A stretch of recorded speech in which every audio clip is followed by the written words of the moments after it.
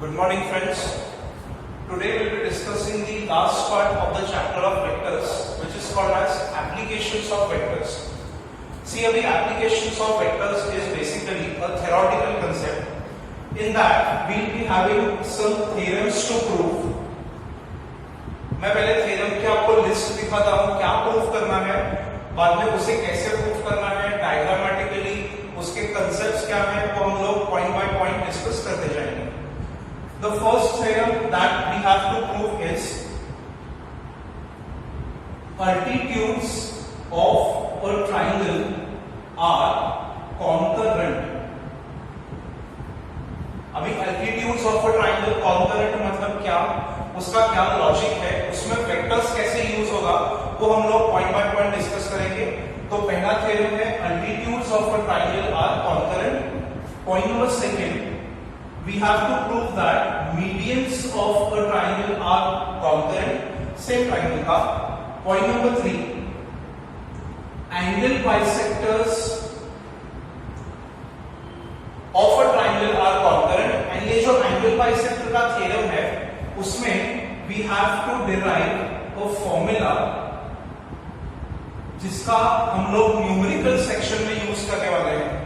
A theorem with a formula which will be used in the syllabus of numericals.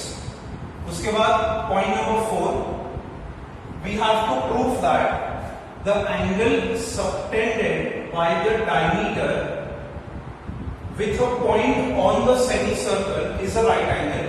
See, ये theorem you have already studied in your 10th standard का circle का chapter, but यहाँ पे हम लोग उसे vectors में कैसे फोल्ड करेंगे, that will be studied in the part of applications of vectors. Point number 5, these are some numericals based on quadrilateral. The question says if AB bar is equal to CD bar, मतलब कोई भी एक quadrilateral ABCD है, तो उसका अगर आपको relation दिया है AB bar is equal to CD bar, then we have to prove that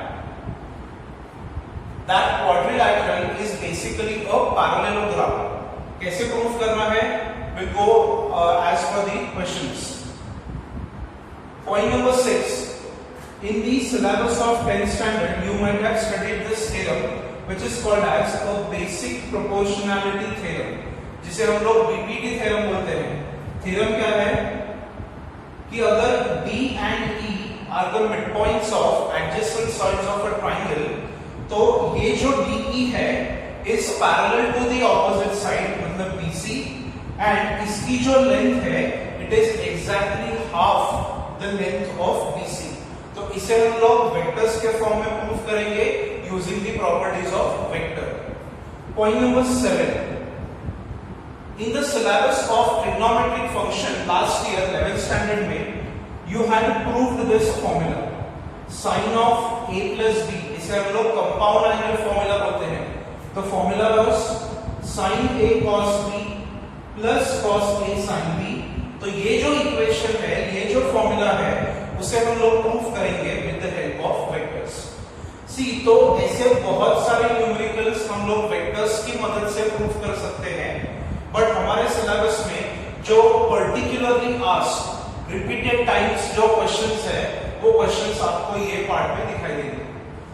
अभी altitudes of a triangle, medians of a triangle, angle bisectors of a triangle, उनके जो intersection point है, इसका आएगा orthocentre, इसका आएगा centroid, of which we had learned a formula in the previous part of vectors.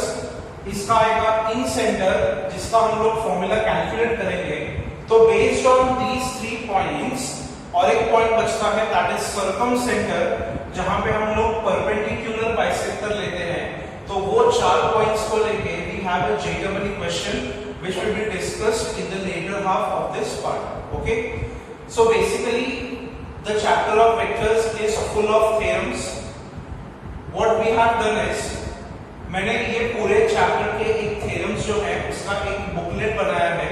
The notes will be provided you in this week itself. I'll be giving you the messages कि आप अपना notes जो है वो collect करके जाओ.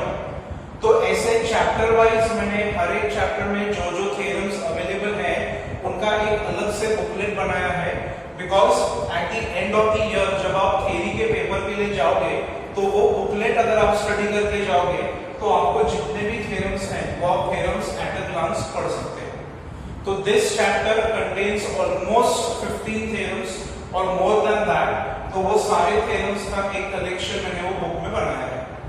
Now from the next slide we'll be starting with what is basically the concept of concurrency and how do we implement that concept in the theorems of angle bisector, medians and the altitudes of a triangle.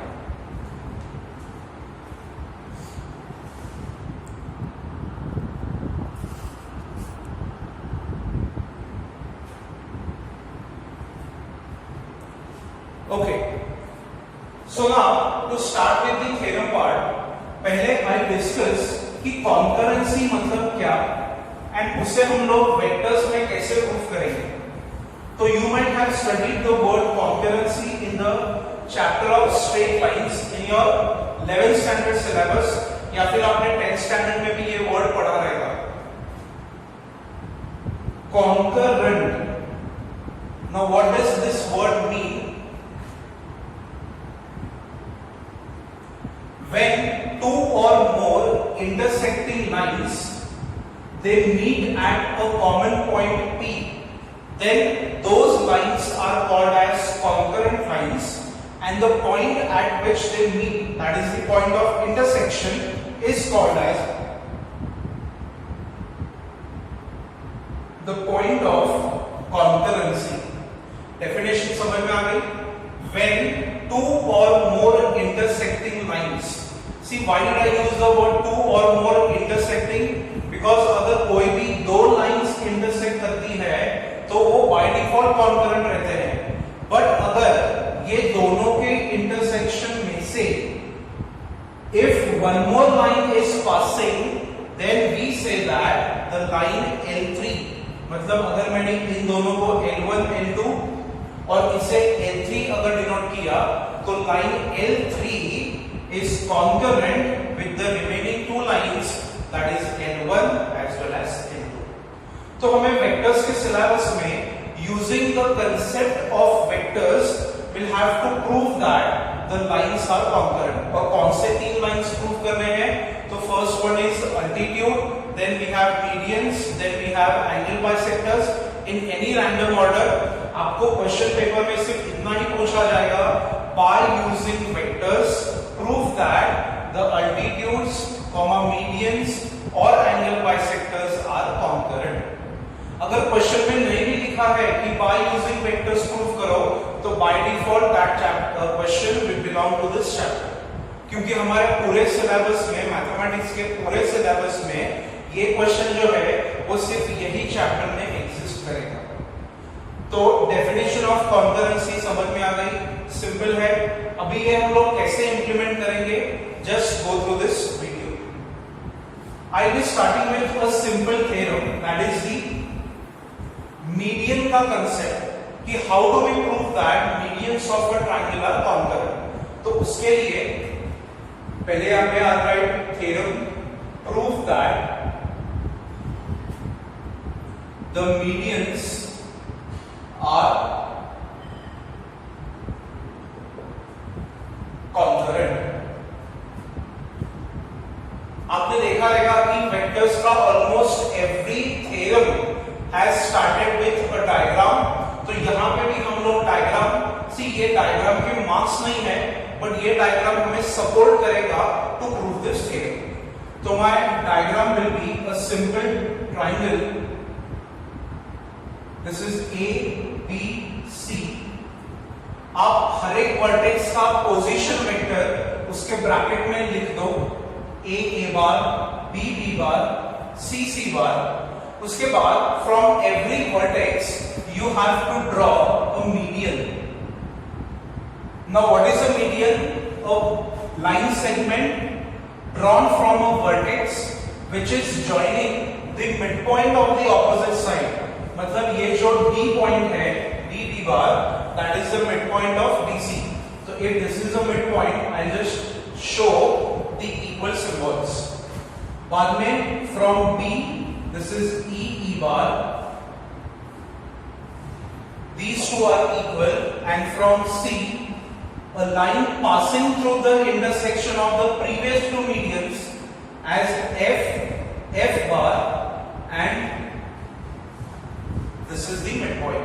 See, मैंने हर जगह पे अलग symbols बनाए हैं. Why? Because we don't know that whether it is equilateral triangle or not.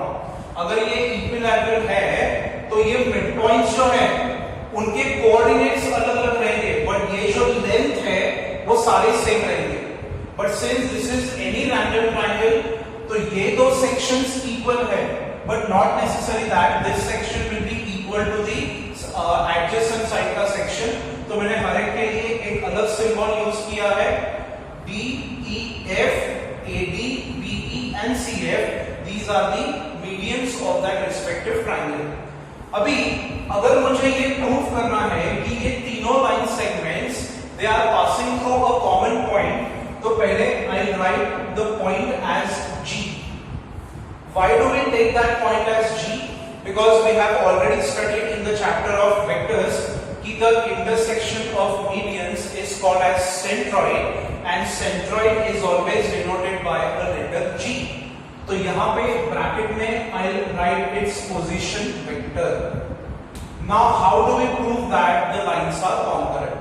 तो हमें ये theorem में बस इतना ही प्रूफ करना है. The point G divides each and every median. The point G divides each and every median in the ratio of 2:1. In the ratio of 2:1. Therefore, all the lines should pass at a time through this point G, and if n number of lines are passing through a point, same point at the same time, then those lines are called as concurrent lines. तो हमने यहाँ पे concurrency में किस concept का touch दिया ये chapter का, तो we have given the touch of the section formula.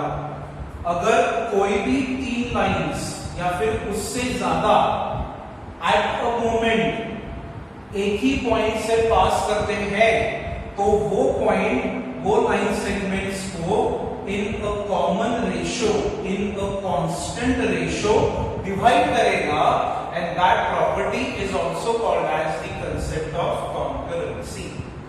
Now how do we prove that the ratio is 2:1, and how do we prove that the point G divides all the medians? Just go through the theorem. First point, by midpoint theorem. ये सारे theorems हम लोग ने previous lectures में study किए हैं. So by midpoint theorem, what can we say is D bar is equal to B bar plus C bar upon 2. Similarly, E bar is equal to A plus C upon 2. Similarly, F is equal to A plus B upon 2. इतना समझ में आ गया? अभी point number second. ये जो denominator का 2 है, we have to cross multiply in all three equations. So I am getting 2D bar is B plus C, 2E bar is A plus C, and 2F bar is A plus B. See, ये theorem बहुत simple है. इसमें आप एक equation you have to just go on modifying in the rest of the steps. Step number 3. If you look at equation number 1, 2 and 3, you will find that in the RHS, यहाँ पे A bar missing है, यहाँ पे B bar missing है, यहाँ पे C bar missing है. तो what I do is, both the sides, LHS and RHS, I'll be adding the respective position vectors. मतलब क्या? For equation number 1, I am adding A bar on both sides. In equation number 2, I am adding B bar on both sides. On equation number 3, I am adding C bar on both sides. अभी आप बोलोगे कि ये क्यों किया, तो अभी आप देखो तो ये तीनों का RHS जो है वो सेम हो गया। मतलब अगर तीन इक्वेशंस का RHS सेम है तो अल्टीमेटली उसके LHS भी इक्वल होने चाहिए।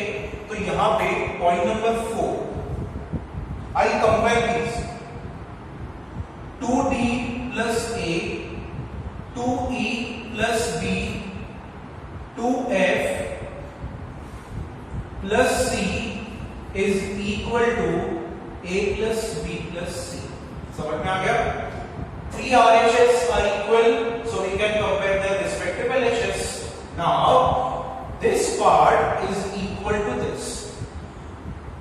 ये फॉर्मूला देखकर, ये इक्वेशन देखकर, do you remember anything from your previous part? A bar plus B bar plus C bar is nothing but a part of the formula of centroid of the triangle. आपने previous lectures में study किया है, कोई भी triangle के अगर तीन vertices के पोजीशन वेक्टर्स हमारे पास है तो दैट ट्राइंगल उसका centroid is given by this formula. तो यहां पे क्या मिसिंग है? 3। तो स्टेप नंबर 5 में मैं पूरे इक्वेशन को 3 से डिवाइड कर दूंगा। मैंने आपको पहले ही बताया कि ये थ्योरम हम लोग स्टेप बाय स्टेप वही इक्वेशन सिर्फ एडजस्ट करने वाले हैं। Okay, now this can be written as equal to G bar. But आप सोचोगे कि यहां पे मैंने सेक्शन फॉर्मूला कहां पे यूज किया? How did I prove that और where did I prove that the point G is dividing the segment AD in the ratio of 2:1? तो यहां पे पॉइंट नंबर 6 में देखो, ये जो 3 है in the first 3 ratios, can I right those numbers by 2+1 का format?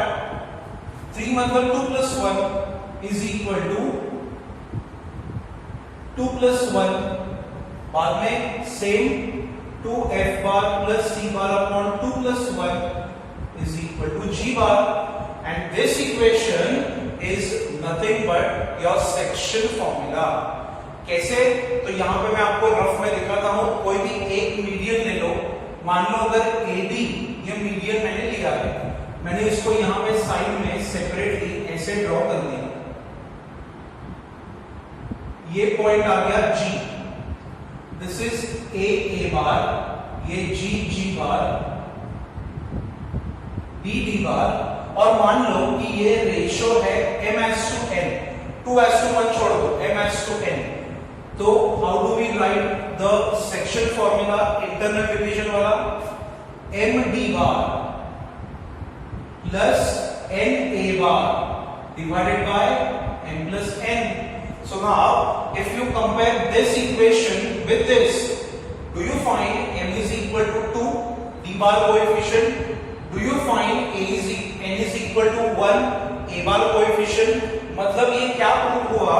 The centroid of a triangle is dividing all the 3 segments at the same time in the constant ratio of 2:1.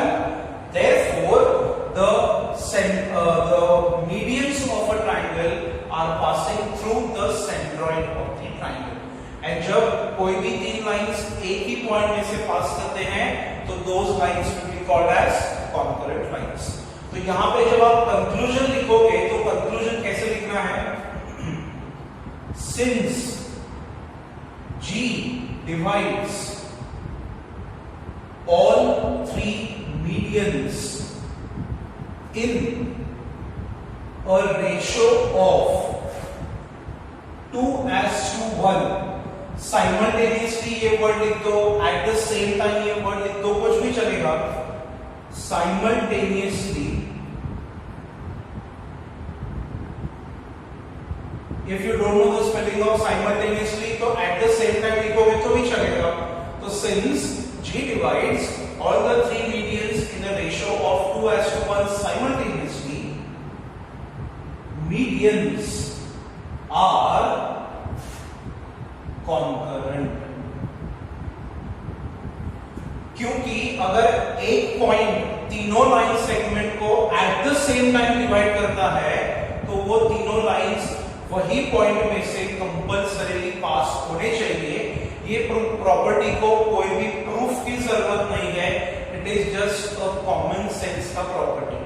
तो हम लोग ने using the concept of vectors ये prove कर दिया कि कोई भी एक ट्राइंगल के तीनों मीडियंस जो है they will be passing through a common point, that is G, and that is the centroid, and ये है उसका फॉर्मूला जिसे हम लोग ने प्रूव किया using the formula of section internal division.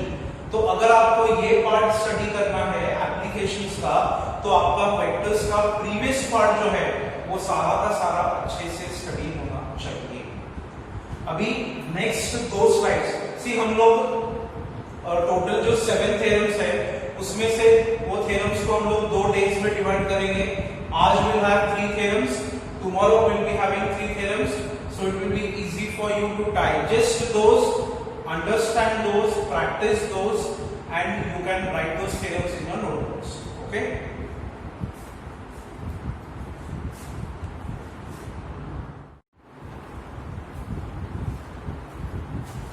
theorem number 2 is basically we have to prove that the altitudes of a triangle are congruent. Now how do we prove that altitudes of a triangle are congruent? Theorem number 2, by using vectors we prove that altitudes are congruent. तो उसके theorem के लिए हमें वापस एक simple diagrammatical representation करना है। A bar, B bar, C bar, this is D bar. Now altitude मतलब क्या? तो it is perpendicular, तो I have to show the point as perpendicular. This is E bar and ये है F bar. Show the perpendicular symbol for each and every altitude. And now, if you don't know what is the intersection of altitudes of a triangle, then now remember that altitude they meet at a point O, which is called as orthocenter of the triangle. अभी ये question में हमें थोड़ा बहुत track से बाहर जाके ये थ्योरम प्रूव करना है, and उसके लिए we have to make some assumptions to prove this theorem. Mathematics का जो कंसेप्ट है या फिर मैथमेटिक्स के जो थ्योरम्स हैं उनको प्रूव करने के लिए हमें थोड़े बहुत assumptions करने पड़ते हैं, थोड़े बहुत हमें यहाँ पे असाइनमेंट्स करने पड़ते हैं, because without those the theorems will be very difficult to prove. तो यहाँ पे assumption क्या है? तो देखो, the very first point I'll say, let the orthocenter which is O be at the origin. The orthocenter of the triangle is at origin. मतलब इसके जो पोजीशन वेक्टर्स हैं that is 0 0 0, मतलब coordinates are 0 0 0 and the point will be converted into position vector as 0i 0j and 0k. मतलब अगर आपको OE बार ये vector लिखना है तो how do we basically write any vector? Position vector number 2 minus position vector number 1. Now since the O is at origin, तो वो पूरा पार्ट भी एलिमिनेट हो गया, तो OE bar will be nothing but equal to E बार। मतलब यहाँ पे जितने भी वर्टाइसेस हैं, जब आप उनको O के साथ कनेक्ट करोगे तो वो रिस्पेक्टिव वेक्टर मतलब वो कंसेप्ट या फिर वो वर्टेक्स का पोजीशन वेक्टर OA बार मतलब A बार, OB बार मतलब B बार, OC बार मतलब C बार। तो हमें यहाँ पे सिंप्लीफिकेशन के लिए क्या अज्यूम करना पड़ा कि let the orthocenter is at the origin। अभी जैसे हम लोग ने सेंट्रॉइड के थ्योरम में पॉइंट डिवाइड्स द रेशियो का कंसेप्ट यूज किया, यहाँ पे हम लोग को कंसेप्ट यूज करना है परपेंडिकुलर वेक्टर्स का। कैसे हम लोग उसे मर्ज करेंगे? तो उसके लिए you have to study point number 2. Point number 2 क्या लिखा है? From the figure, from the diagram, if AD bar is perpendicular to PC bar, अगर ये पूरी line segment, what I'm saying is just listen properly, ये पूरी line segment अगर ये बेस को परपेंडिकुलर है, देन ये मेरा अजम्पशन आ गया, देन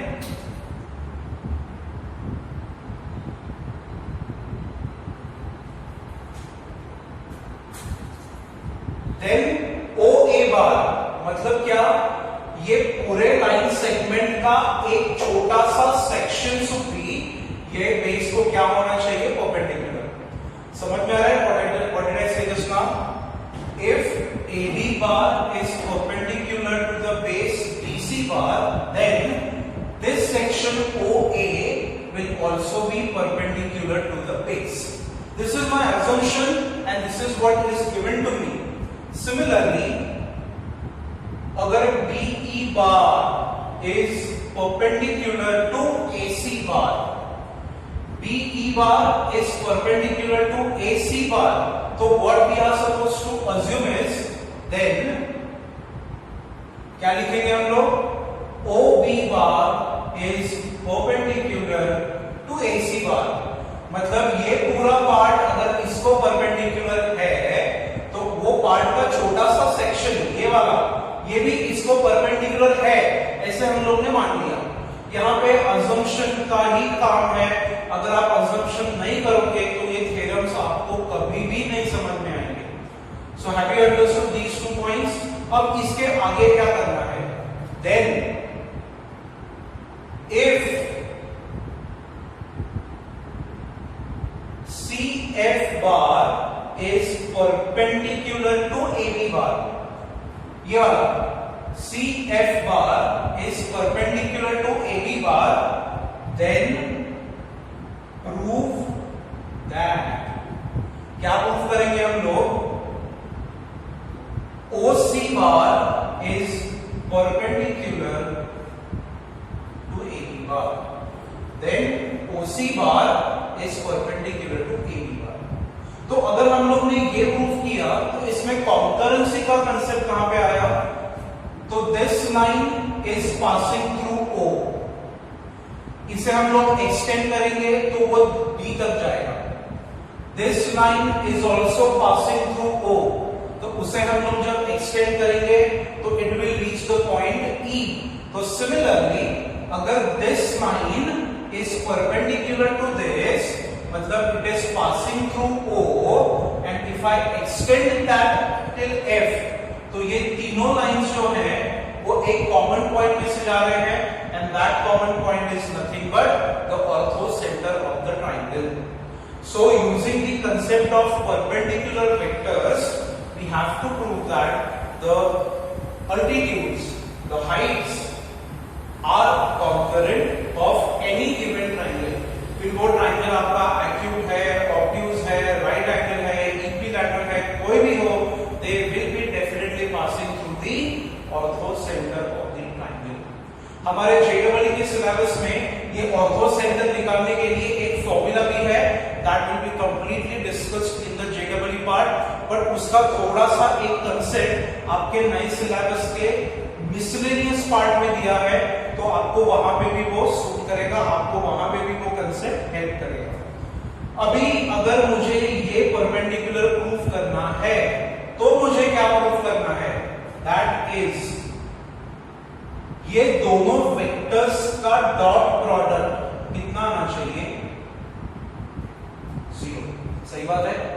अगर कोई भी दो वेक्टर्स परपेंडिकुलर हैं तो उनका डॉट प्रोडक्ट क्या आएगा, तो अभी ये 0 प्रूफ करने के लिए मैं कहां से स्टार्ट करूंगा, तो I start from this point. मैंने यहां पे इक्वेशन नंबर कंबाइन करके ए लिख दिया, तो now see, let OA bar is perpendicular to BC bar and OB bar is perpendicular to AC bar, आगे आप लिख सकते हो फ्रॉम इक्वेशन ए।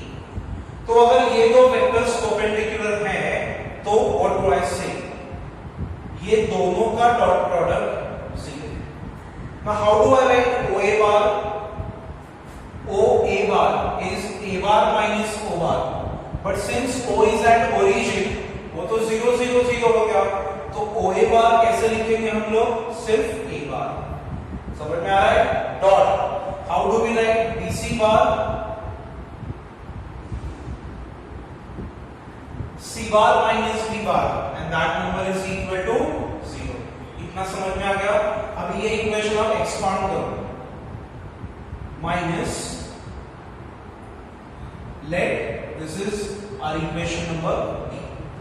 So जैसे from this equation I have derived this, from this equation मैं ऐसे ही type का और एक इक्वेशन डिराइव करूंगा।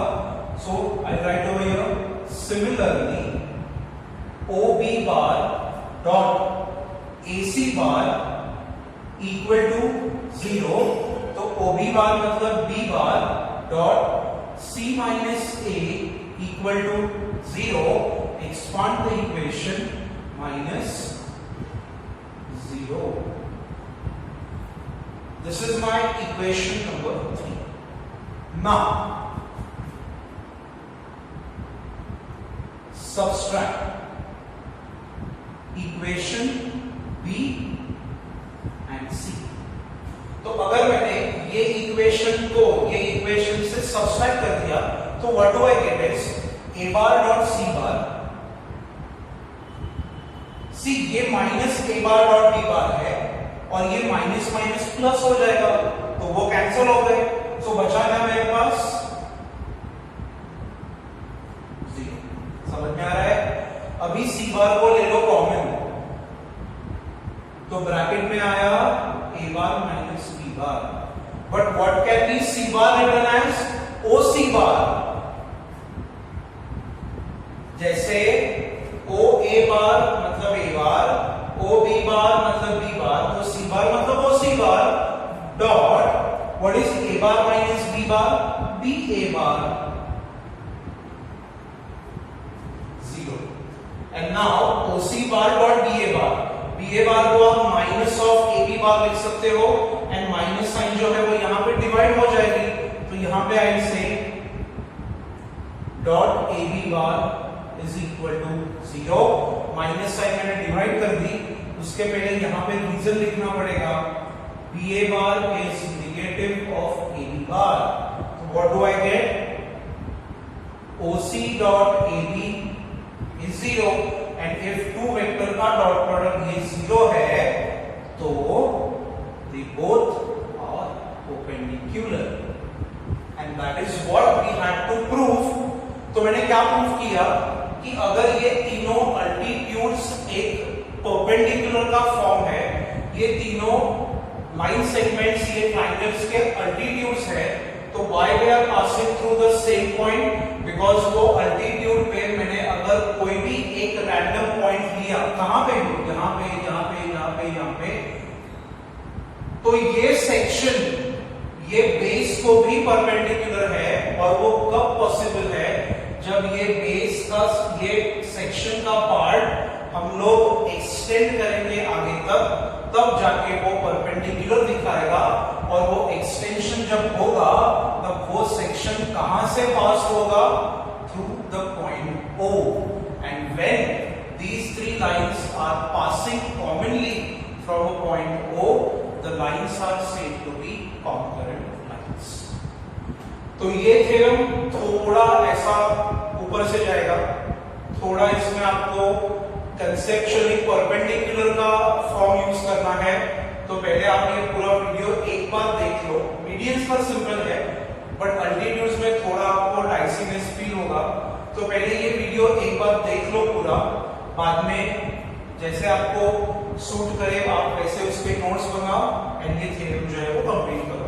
बाद में यहाँ पे conclusion can be written, hence altitudes are concurrent.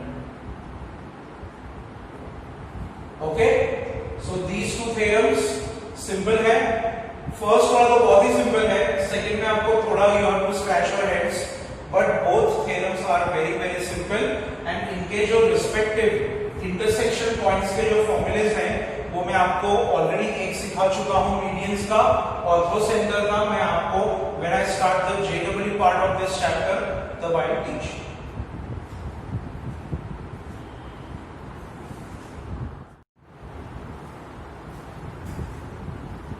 अभी आज के दिन के लिए जो तीसरा थ्योरम है वो हम लोग एंगल बाइसेक्टर्स का नहीं लेंगे क्योंकि उसमें भी थोड़े बहुत अजम्पशंस ज्यादा है, तो सब थ्योरम्स अगर डिफिकल्ट पार्ट हम लोग एक साथ ले लें तो वो आपको भी थोड़ा डिफिकल्ट जाएगा। तो यहाँ पे जो थर्ड थ्योरम है that I am going to prove is the theorem from the chapter of circle. Theorem ऐसा है, prove that angle subtended by a semicircle with the diameter is 90 degree, मतलब वो क्या है, it is a right angle, that is what we have to prove। तो हम लोग ये वेक्टर्स के सिलेबस में कैसे प्रूव करेंगे, तो उसके लिए first I have a circle. मैंने एक सर्कल ड्रॉ कर लिया, उसमें I have a diameter AB. I'll write this as A bar, B bar. The point C is nothing but the center of the triangle, and anywhere on the circle I have assumed a point Q which can be written as Q bar. So मुझे यहाँ पे proof क्या करना है, if I join the vectors AQ and BQ, तो ये जो angle है वो मुझे क्या प्रूव करना है, राइट एंगल। तो यहां पे I say I have to prove that AQ bar is perpendicular to BQ bar. तो अगर ये दो परपेंडिकुलर है तब जाके ही वो एंगल 90 डिग्री होगा, and if these two vectors have to be proved as perpendicular, that is AQ bar dot BQ bar, ये कितना आना चाहिए, 0। हम लोग ने previously in the theorem of altitudes prove किया कि अगर दो वेक्टर्स परपेंडिकुलर है तो उनका डॉट प्रोडक्ट क्या आना चाहिए, 0। अभी ये प्रूफ कैसे करना है, देखो assumption से स्टार्ट करेंगे।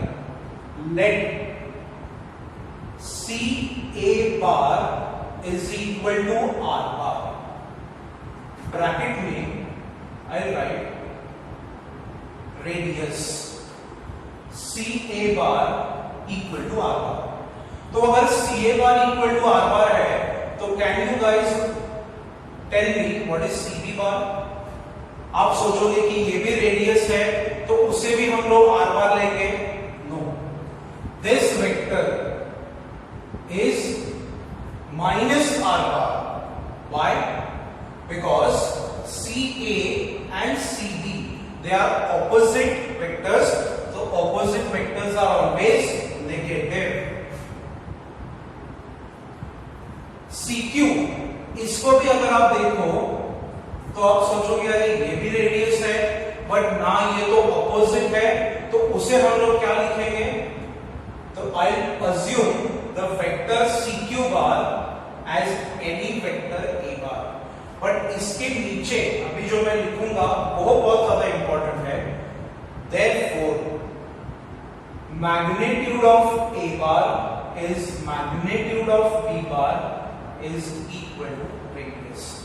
अभी यहाँ पे बहुत सारे पब्लिक को ये एक डाउट आएगा कि मैंने R बार और A बार ये वेक्टर्स सेम क्यों नहीं लिए, तो उसका आंसर आपको वेक्टर्स के सिलेबस में मैं पहले ही दे चुका हूं कि अगर कोई भी दो vectors equal, collinear, coplanar, coincident है, so they should overlap each other. But यहाँ पे अगर आप देखो तो ये A बार तो ऊपर जा रहा है, ये R बार ये साइड जा रहा है, तो ये कोलिनियर वेक्टर्स नहीं है, बट उनका मैग्नीट्यूड अगर सेम है तो they are denoting the radius of the circle.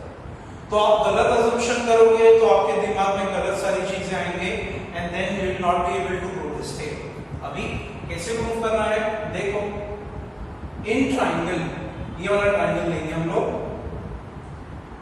ACQ कुछ याद आता है 11th स्टैंडर्ड का, by theorem of vector addition. ये आपको फिजिक्स में भी सिखाया जाता है। अगर कोई भी एक ट्राइंगल है तो वो ट्राइंगल की एक जो वेक्टर साइड है AQ bar, that is the addition of remaining two sides. याद आया? AC bar plus CQ bar. But what is AC bar equal to, बता सकते हो? अगर CA बार R बार है तो AC बार क्या आएगा? Minus R bar. तो it is minus R bar और ये तो A बार है। So this can be rearranged as, सही है? Similarly in triangle BCQ, what is PQ bar? Directions पे ध्यान दो। PQ bar is equal to BC bar plus CQ bar, BC bar plus CQ bar. तो अगर CP ये minus R bar है तो BC ये प्लस R बार हो जाएगा, plus A bar. This is equal to, rearrange कर दिया, A bar plus B bar. Now ये दोनों का मुझे क्या लेना है? Dot product. So how do I right?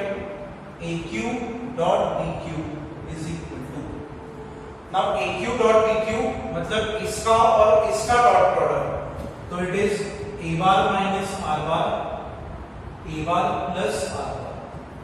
Now ये तो आपका हो गया 10th स्टैंडर्ड का equation, A plus B A minus B, मतलब A square minus B square. But vectors में मैंने आपको पहले ही बताया है, वेक्टर्स का स्क्वायर नहीं होता, वेक्टर्स के मैग्नीट्यूड का स्क्वायर होगा।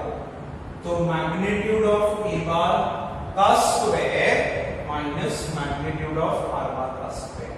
But these two magnitudes are equal because they are the radius. So magnitude of R bar square minus R bar square ये हो गया। तो अगर ये दोनों का डॉट प्रोडक्ट 0 है मतलब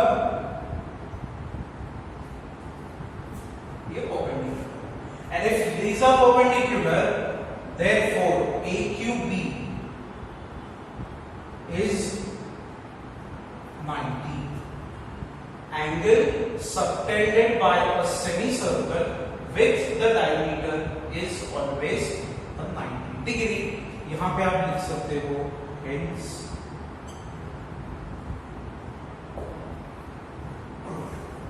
समझ में आ गया? तो दो थ्योरम्स ट्राइंगल के, एक थ्योरम सर्कल का, तीनों इंपॉर्टेंट है, पेपर्स में आ चुका है। एक बार आएगा, दो बार आया, हमें उससे कोई लेना देना नहीं है। तो only thing is we have to study these theorems under the heading of applications of vectors. ये सारे थ्योरम्स आपके टेक्स्ट बुक में ऑलरेडी प्रिंटेड है। अगर वो पढ़ के आपको समझ में आ रहा है तो आप जीनियस हो, अगर आपको वो नहीं समझ में आ रहा है सिर्फ पढ़ के, तो आप मेरा ये वीडियो देख सकते हो। Hardly it will take 15 to 20 minutes to revise all the theorems. भले ये वीडियो हाफ एन आवर का है क्योंकि उसमें conceptually I have to tell you each and every point, but जब आप समराइज करोगे ये थ्योरम्स को तो हार्डली 10 से 15 मिनट में आपका वो पूरे थ्योरम का सेक्शन जो है वो हो जाएगा। So enough for today. Now there is one more important announcement for you guys. जैसे कि हम लोग ने ऑलरेडी ये डिस्कस किया है कि we'll be now uploading the vectors, the videos on the app, that is Cleverground का हम लोग ने जो ऐप यूज किया है। तो अगर किसी को भी वो ऐप यूज करने में दिक्कत आ रही है, if you are not able to log in, if you are not able to access the app, you are supposed to concern me as well as the number that I have given on the WhatsApp group. वो technical team आपको definitely help करेगी। आगे पीछे 2-3 दिन होगा, अगर आपको app नहीं यूज करने को आ रहा है पैनिक मत करो। यहाँ ये ऐप पे जितने भी वीडियोस मैं आज से अपलोड करूंगा, बाय चांस समझो आपका लॉगिन जो है वो थर्सडे को हो रहा है, कल हो रहा है, वेडनेसडे को हो रहा है, still you will be able to access all the videos from that app.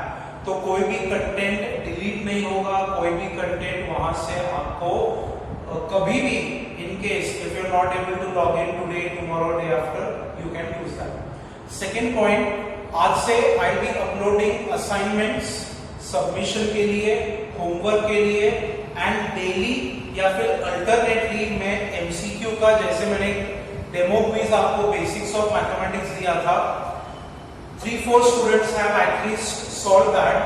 तो now related to the chapter of mathematics syllabus, जितने भी चैप्टर्स हम लोग ने पहले कवर किए हैं उन पे daily I will be uploading some MCQ questions as a quiz.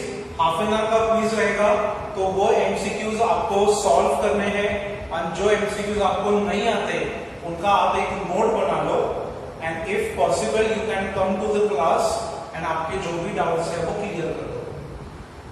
Second very important notice or news that I want to give you is many parents have requested me to कि बाबा आप यहाँ पे classroom lectures start करो. Permission तो as in नहीं है, but what I have decided is I'll be dividing our batch. हमारे batch में जो 40-45 स्टूडेंट्स हैं, ये यहाँ के बैच में राजारामपुरी के, तो वो बैच को मैं एक 6 to 7 अलग अलग बैचेस में डिवाइड करके एक बैच में 5 से 6 लोगों को रख के 2-2 बेंचेस छोड़ के, मतलब सोशल डिस्टेंसिंग का जो वो हम लोग के पास अभी एक सिनेरियो है वो फॉलो करके हम लोग क्लासरूम लेक्चर्स भी स्टार्ट करेंगे, जिसमें will be starting with the chapters of derivative integration. थोड़े हाई लेवल के हैं, ऊपर से भी जा सकते हैं अगर आप वीडियोस भी देखो, but I make sure that उसका भी एक वीडियो बना लूंगा मैं एंड वो वीडियो जो है वो आप बाद में घर पे भी देख सकते हो.